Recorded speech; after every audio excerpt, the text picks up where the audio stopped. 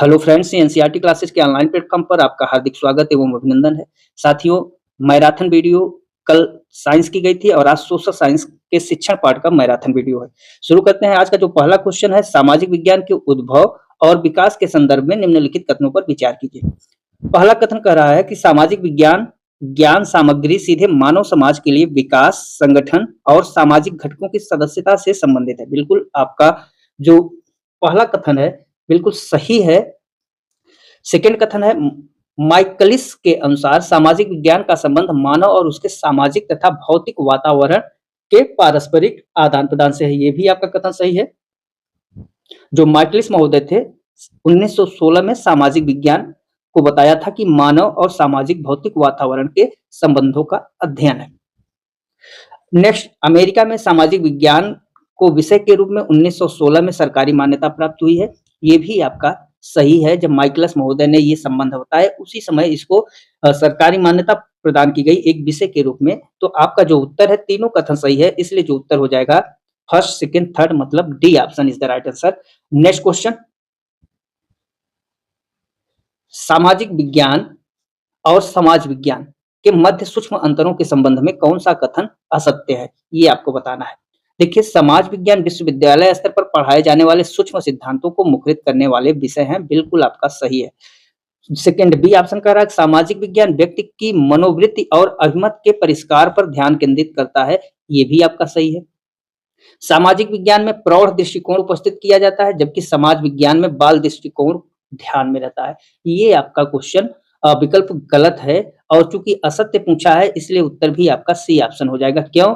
क्योंकि जो social science है, समाज विज्ञान है, ये विश्वविद्यालय स्तर पर सूक्ष्म सिद्धांत एवं प्रौढ़ दृष्टिकोण को प्रस्तुत करता है और यहाँ पर जस्ट अपोजिट कर दिया गया है कि सामाजिक विज्ञान प्रौढ़ दृष्टिकोण को उपस्थित करता है। उत्तर आपका गलत हो जाएगा और यही सत्य हो जाएगा। अगले क्वेश्चन पर चलेंगे।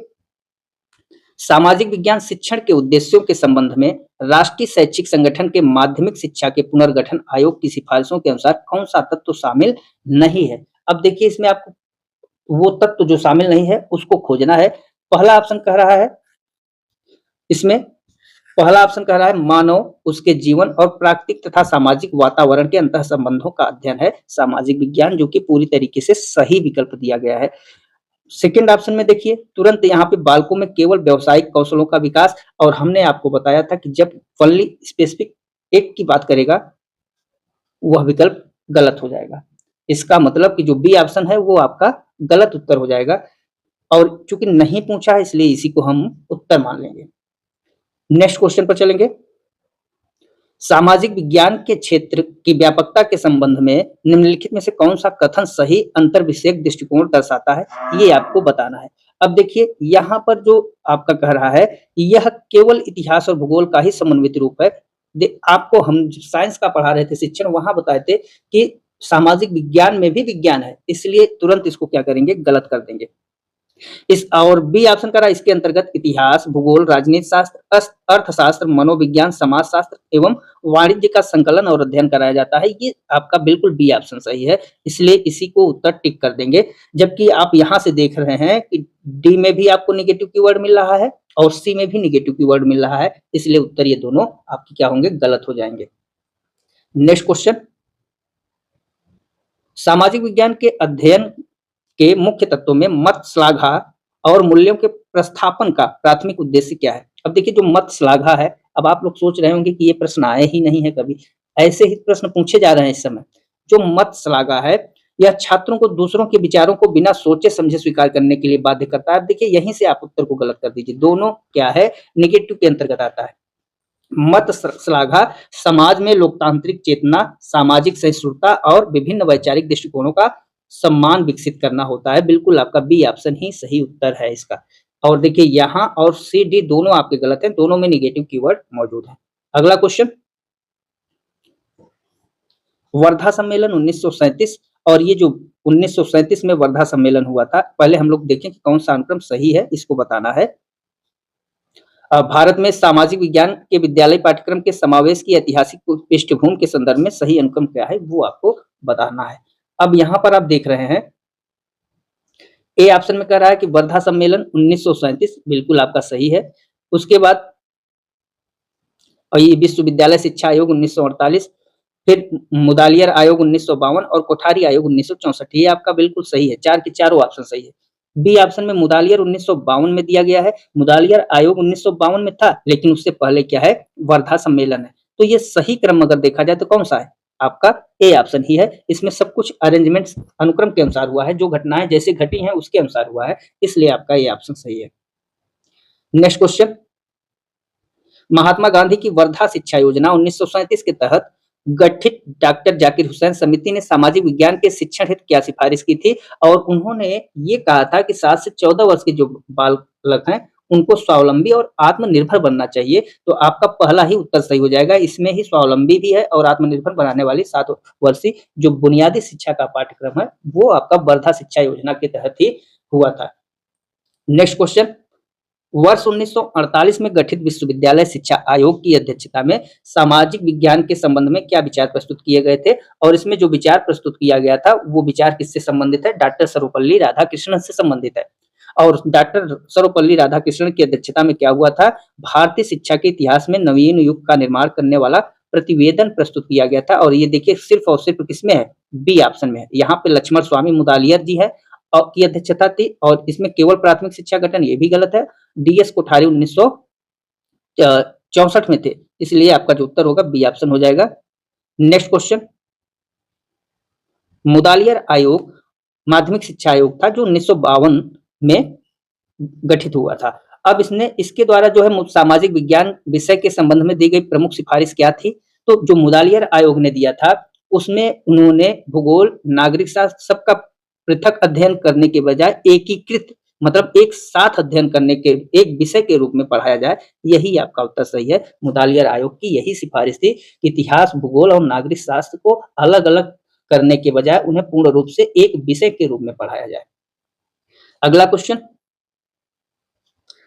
पंजाब सरकार द्वारा अपने शिक्षा सलाहकार थोई की सिफारिश पर सामाजिक विज्ञान का अध्ययन किस अवधि में आरंभ किया गया था, तो यह आपका जो आरंभ किया गया था 1950 और 65 के मध्य में किया गया था। तो राइट आंसर आपका क्या हो जाएगा, बी ऑप्शन हो जाएगा, 1950 से 1965 के मध्य में। नेक्स्ट क्वेश्चन पर चलेंगे, कोठारी आयोग 1964 के अनुसार सामाजिक विज्ञान के अध्ययन का मुख्य उद्देश्य क्या निर्धारित किया गया था।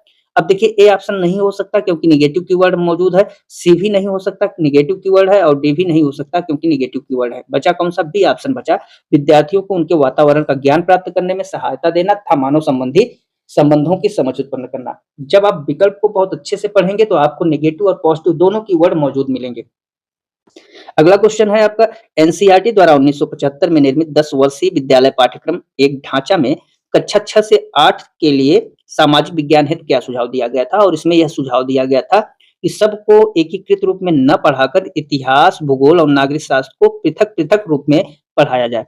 तो उत्तर आपका कौन सा हो जाएगा, बी ऑप्शन हो जाएगा, एनसीईआरटी 1975 में यही चीज प्रस्तावित थी। नेक्स्ट क्वेश्चन है आपका, राष्ट्रीय शिक्षा नीति एनपी 1986 द्वारा मानव संसाधन विकास मंत्रालय की समिति द्वारा प्राथमिक व उच्च प्राथमिक स्तर पर सामाजिक विज्ञान अध्ययन हेतु निर्धारित योग्यताओं में कौन सा शामिल नहीं है। अब देखिए इसमें आपको शामिल नहीं है बताना है, तो एनपीई ने व्यक्ति के पहले और आज के संबंध को देखना था, अच्छे स्वास्थ्य की सुरक्षा के उपायों को जानना, ये शामिल था, इसलिए उत्तर हो जाएगा सही। हमको नहीं बताना है, सामान्य सामाजिक आर्थिक परिस्थितियों को पहचानना, विश्लेषण करना और समाधान ढूंढना, ये भी आपका शामिल था, इसलिए ये भी सही हो जाएगा। अब देखिए यहाँ पर नेगेटिव कीवर्ड आपको मिल रहा है, केवल रूढ़िवादी परंपराओं का बिना किसी तर्क के अनुपालन करना। अब देखिए यहाँ नेगेटिव है, यही नहीं शामिल था, यही आपका उत्तर हो जाएगा सही। क्यों, क्योंकि असत्य ही पूछा गया है। अगला क्वेश्चन, उच्चतर माध्यमिक स्तर पर विभिन्न भारतीय राज्यों में सामाजिक विज्ञान के समन्वित पाठ्यक्रम के प्रसार के संबंध में कौन सा कथन सत्य है, और सत्य है आपका क्या, असम, बिहार, जम्मू व कश्मीर, मध्य प्रदेश, महाराष्ट्र, उड़ीसा, पंजाब, राजस्थान तथा पश्चिम बंगाल में समन्वित पाठ्यक्रम प्रचलित था। बिल्कुल आपका उत्तर सही हो जाएगा क्योंकि उस समय यहाँ पर समन्वित पाठ्यक्रम प्रचलित था। तो राइट आंसर आपका कौन सा हो जाएगा, ए ऑप्शन हो जाएगा, बाद में इसका व्यापक प्रसार देखा गया। नेक्स्ट, अमेरिका में सामाजिक विज्ञान के अध्ययन के विकास के क्रम में वर्ष 1918 की रिपोर्ट के बाद कक्षा 7 से 8 में क्रमशः कौन से विषय पढ़ाए जाते थे। उस समय अमेरिका में भूगोल 7वीं ग्रेड में तथा इतिहास को 8वीं ग्रेड में शामिल किया गया था। तो उत्तर क्या हो जाएगा, 7वीं ग्रेड में भूगोल और 8वीं ग्रेड में इतिहास। आपका बी ऑप्शन सही हो जाएगा।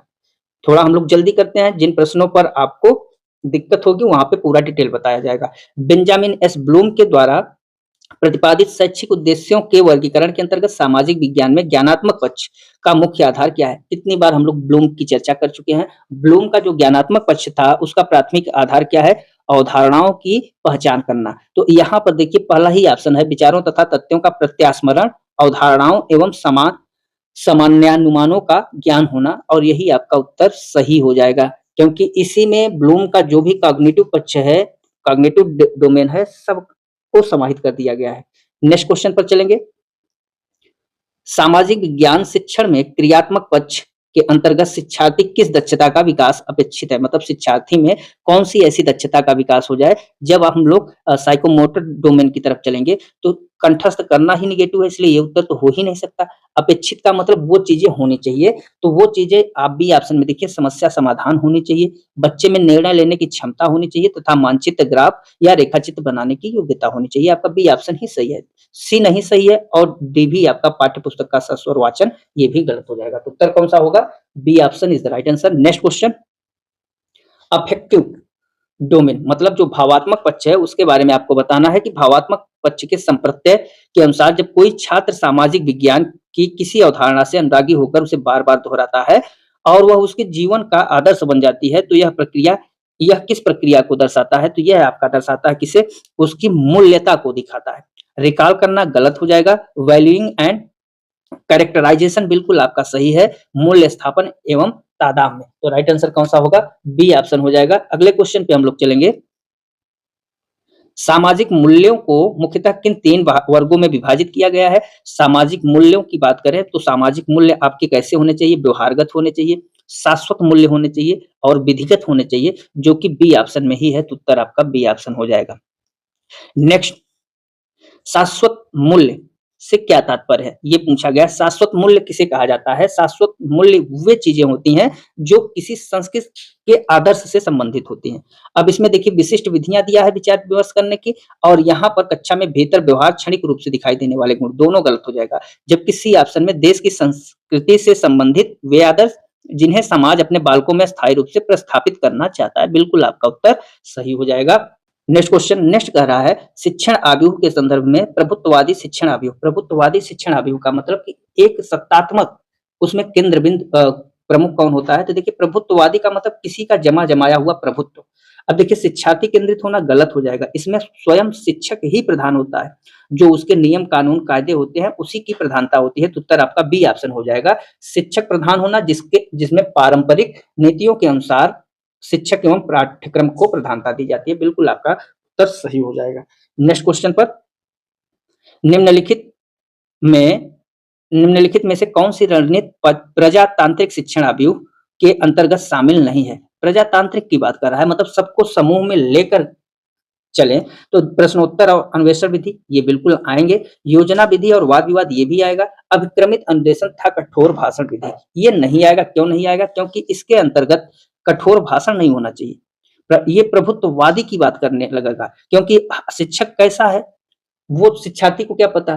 तो अगर यहाँ पे कठोर भाषण का हम लोग करने लगेंगे तो ये प्रभुत्व में चलेगा, मतलब अपना खुद का जमा रहे हैं, ये वाला सिस्टम आ जाएगा। तो राइट आंसर कौन सा होगा? सी ऑप्शन हो जाएगा। नेक्स्ट क्वेश्चन, शिक्षण आव्यूह और शिक्षण विधि में मूलभूत अंतर क्या है? अभी हम लोग चर्चा किए थे शिक्षण आव्यूह की। शिक्षण आव्यूह क्या है? शिक्षण आव्यूह का जो दायरा होता है काफी बड़ा होता है और उसमें रणनीतिक उद्देश्य पे होता है, तो शिक्षण आव्यूह का संबंध रणनीतिक नियोजन और उद्देश्यों से होता है, जबकि विधि प्रस्तुतिकरण और पाठ्य वस्तु से संबंधित है। बिल्कुल आपका ए ऑप्शन ही सही हो जाएगा।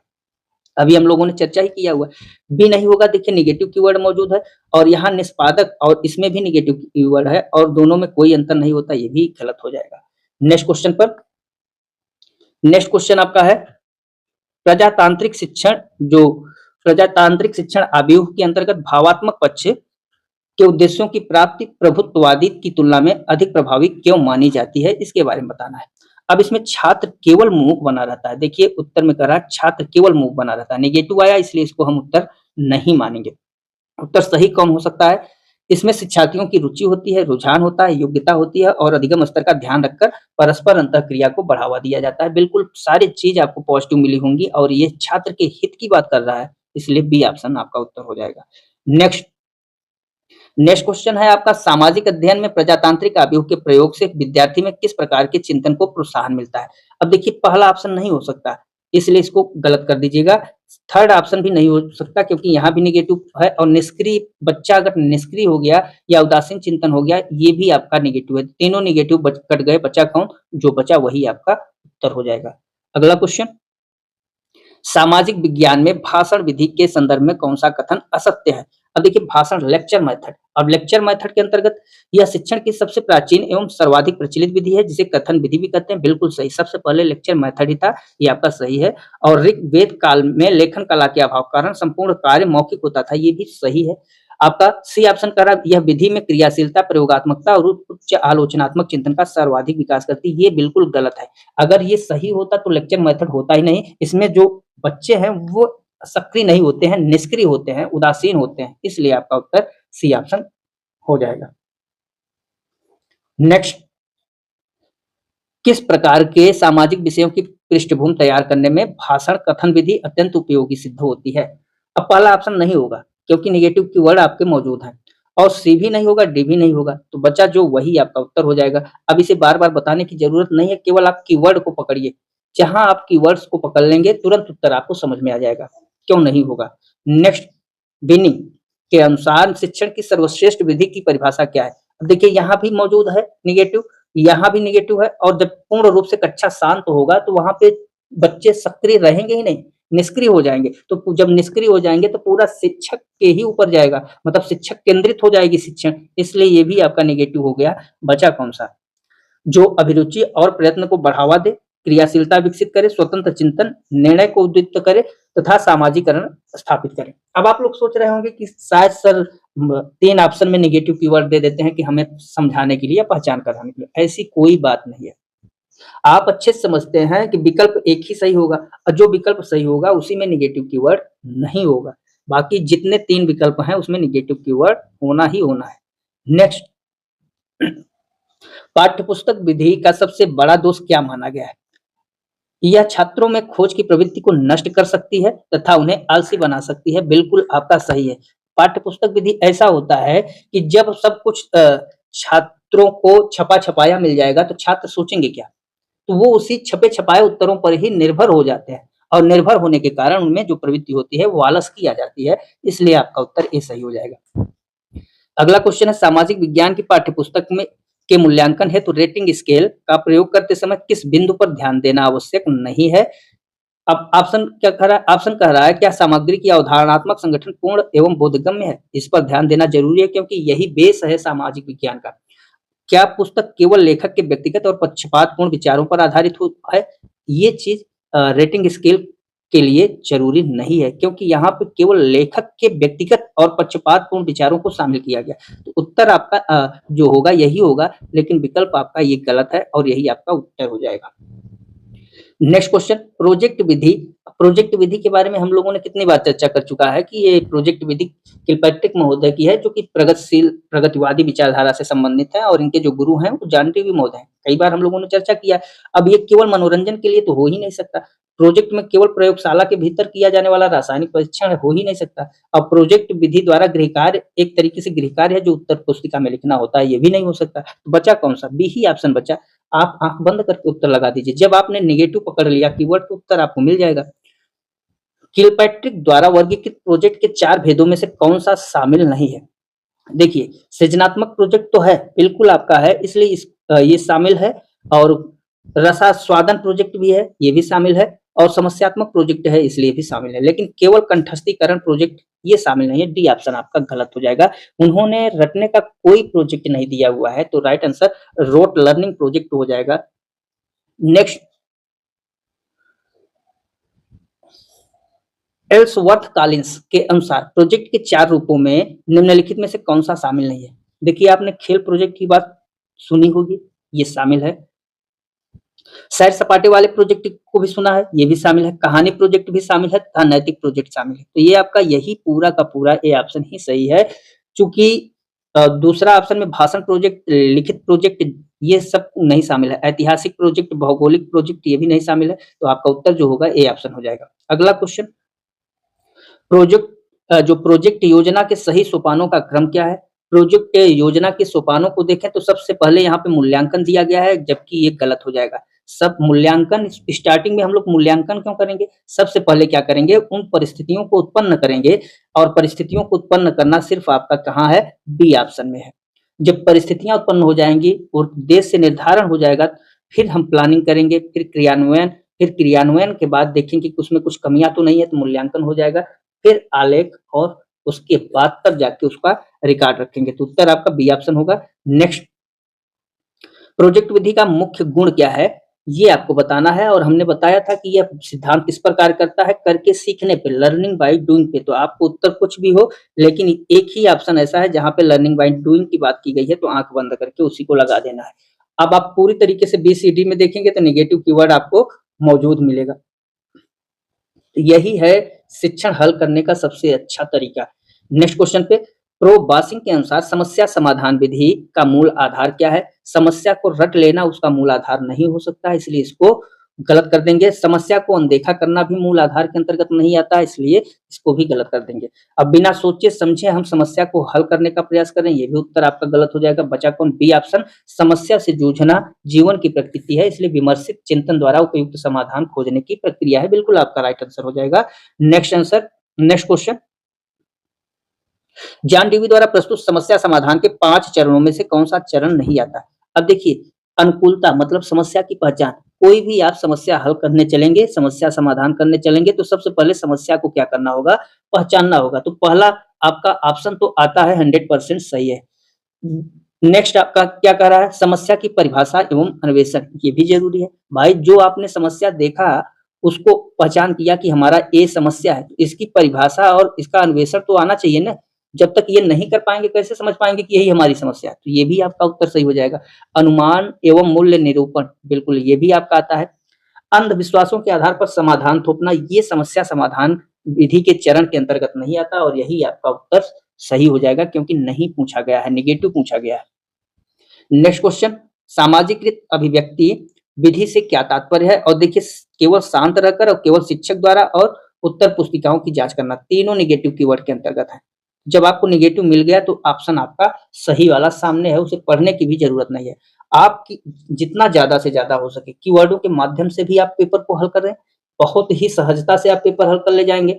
अगर आप पूर्ण सिलेबस को पढ़ने को आधार बनाएंगे तो आपको वो फायदा तो होगा, ऐसा नहीं है कि फायदा नहीं होगा, लेकिन उसके लिए आपको मेहनत करनी पड़ेगी बहुत ज्यादा। और जो कीवर्ड है, ये सबसे अच्छा शॉर्ट ट्रिक तरीका है आपका पेपर अच्छे मार्क्स से पास कराने का। नेक्स्ट क्वेश्चन, सामाजिकृत अभिव्यक्ति के अंतर्गत औपचारिक चर्चा की क्या कार्य प्रणाली होती है? और अब देखिए, ऑप्शन कह रहा है कि इसमें छात्र बिना किसी अध्यक्ष के आपस में केवल शोर करते हैं। क्या शोर करना जो है औपचारिक शिक्षा के अंतर्गत आएगा? बिल्कुल नहीं, इसलिए इसको आप क्या करेंगे? गलत कर देंगे। और वैसे भी यहाँ कीवर्ड भी मौजूद है, इसलिए गलत हो जाएगा। सी ऑप्शन को देखिए कि शिक्षक ही एकमात्र वक्ता होता है, यहीं से गलत हो जाएगा।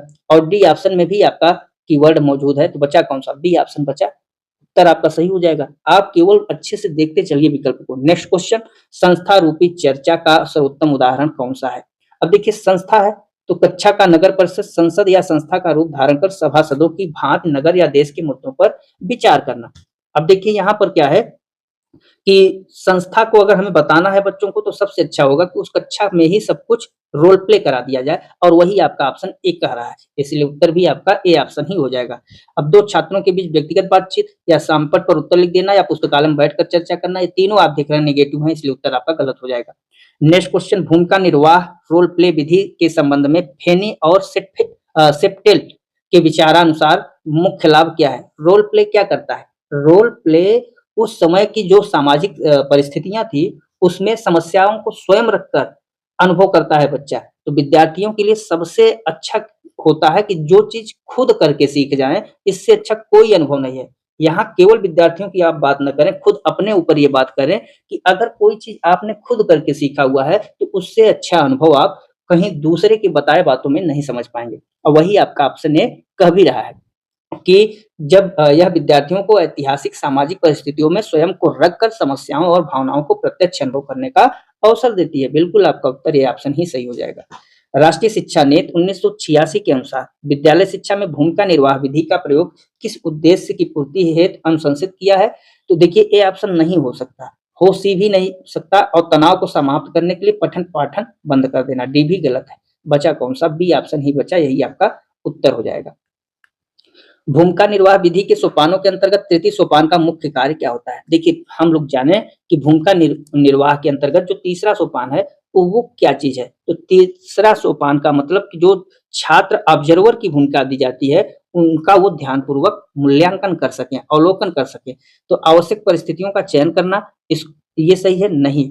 भूमिका निभाने वाले छात्रों का चयन करना, ये भी नहीं है। कक्षा में अन्य विद्यार्थियों को देखने और सुनने के लिए तैयार करना तथा प्रेक्षक मतलब ही होता है क्या? ऑब्जर्वर। ऑब्जर्वर की भूमिका देना, बिल्कुल आपका सी ऑप्शन सही हो जाएगा। मस्तिष्क उद्वेलन जो ब्रेन स्टॉर्मिंग है, शिक्षण व्यूह रचना का मुख्य अवधारणा क्या है? अब देखिए ब्रेन स्टॉर्मिंग की बात हम लोगों ने सीटीपी में भी किया था। ये पहला ही चरण है किसी को लिखने के लिए, और इसमें क्या होता है? नवीन और मुक्त विचारों की सृजनात्मकता होती है। अब देखिए ये सारे आपको शब्द कहाँ मिलेंगे? केवल और केवल आपको फर्स्ट ऑप्शन में ही मिलेंगे। देखिए यहाँ सृजनात्मक मिला, और किसी विषय वस्तु या समस्या पर अकेले सोचने की अपेक्षा समूह में रखकर सोचने का प्रभाव अत्यधिक व्यापक होता है। बिल्कुल देखिए सब चीज मिल गया ना, और यही आपका उत्तर भी सही हो जाएगा। नेक्स्ट क्वेश्चन, मस्तिष्क उद्वेलन विधि का प्रमुख अवगुण या सीमा क्या है? तो यह सृजनात्मकता का विकास नहीं करती है कहा है, तो ये गलत है, क्योंकि हमने सृजनात्मकता से ही तो ऑप्शन ए को सही किया था इसके पहले प्रश्न पे। भारत में परीक्षा केंद्रित शिक्षा प्रणाली के कारण इसे तुरंत सुगम परिणाम प्राप्त नहीं होते हैं, जो कि पाठ्यक्रम नियत समय पे समाप्त होना कठिन होता है। ये आपका बिल्कुल सही है, क्योंकि आजकल जो समय है उस समय को देखते हुए इसमें तुरंत परिणाम नहीं प्राप्त होते। आपका नेक्स्ट क्वेश्चन है, सूक्ष्म शिक्षण माइक्रो टीचिंग का प्रारंभ 1961 में स्टैनफोर्ड विश्वविद्यालय में हुआ। इसे विस्तृत व्याख्या देकर शिक्षण कौशल का नाम देने का श्रेय किसे जाता है? और ये हमने बहुत बार चर्चा कर चुके हैं, A.W. ड्वाइट एलन के द्वारा किया गया है। तो आपका राइट आंसर बी ऑप्शन हो जाएगा। नेक्स्ट क्वेश्चन, स्टैनफोर्ड मॉडल के अनुसार सूक्ष्म शिक्षण चक्र की कुल अवधि और उसके प्रत्येक पद की समय सीमा क्या है? देखिए स्टैनफोर्ड में टोटल जो सूक्ष्म शिक्षण के चक्र हैं उनका टोटल होता है 36 मिनट का। सबसे पहले प्रत्येक पद के लिए 6 मिनट की योजना होती है, और उसी 6 मिनट की योजना में आपका सबसे पहले क्या चलता है? योजना 6 मिनट, फिर शिक्षण 6 मिनट, फिर प्रतिपुष्टि 6 मिनट, फिर पुनः योजना के लिए 6 मिनट, फिर पुनः शिक्षण के लिए 6 मिनट, और फिर पुनः प्रतिपुष्टि के लिए 6 मिनट। तो सबका 6-6 मिनट पहले से है, फिर दोबारा यही साइक्लिक चालू होता है, तो पुनः के अंतर्गत भी 6-6 मिनट आते हैं, और यही 36 मिनट टोटल होता है। तो उत्तर आपका बी ऑप्शन हो जाएगा। अगला क्वेश्चन है, सूक्ष्म शिक्षण की प्रमुख विशेषताओं में से कौन सा कथन सत्य है? अब इसमें देखिए, इसमें कक्षा का आकार बड़ा 40-50 छात्र का होता है, बिल्कुल नहीं। सूक्ष्म शिक्षण के लिए 40-50 छात्रों की आवश्यकता बिल्कुल नहीं है।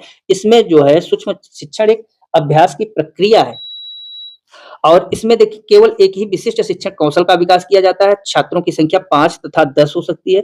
आपका बिल्कुल सही कह रहा है, तो आपका उत्तर भी बी ऑप्शन हो जाएगा। नेक्स्ट, सामाजिक अध्ययन में सूक्ष्म शिक्षण चक्र का सही क्रम क्या है? हमने क्या कहा था? सबसे पहले योजना, फिर शिक्षण, फिर प्रतिपुष्ट, फिर पुनः योजना, पुनः शिक्षण, और पुनः प्रतिपुष्ट, और सबके लिए 6-6 मिनट का समय है। और ये चीज आपको मिलेगा किसमें? केवल बी ऑप्शन में मिलेगा, योजना की शिक्षण प्रतिपुष्ट। नेक्स्ट, भारत में सूक्ष्म शिक्षण से संबंधित शोध कार्य का प्रारंभ किस दशक के अत्यंत महत्वपूर्ण माना जाता है? किस दशक में माना जाता है? आपको हमने सूक्ष्म शिक्षण का एक वीडियो ही बना के अपलोड किया हुआ है, और डी तिवारी और बी के पासी को इसका जिम्मेदार माना जाता है। भारत में सूक्ष्म शिक्षण के लिए बी के पासी और डी तिवारी, ये दोनों प्रोफेसर हैं। कहाँ? आपके इंदौर विश्वविद्यालय के। उन्होंने ही सूक्ष्म शिक्षण के लिए जिम्मेदार और महत्वपूर्ण माना जाता है भारत में, और ये 1970 के दशक में लगभग आए हुए हैं। तो देखिए इंदौर, दिल्ली, कलकत्ता, चंडीगढ़ आदि, यही आपका उत्तर सही हो जाएगा, बी ऑप्शन। तो मित्रों ये मैराथन क्लास का 50 प्रश्न पार्ट 1 वीडियो है। इसके बाद पुनः हम लोग सेकेंड पार्ट के साथ उपस्थित होंगे। तब तक के लिए जय हिंद, जय भारत, वंदे मातरम।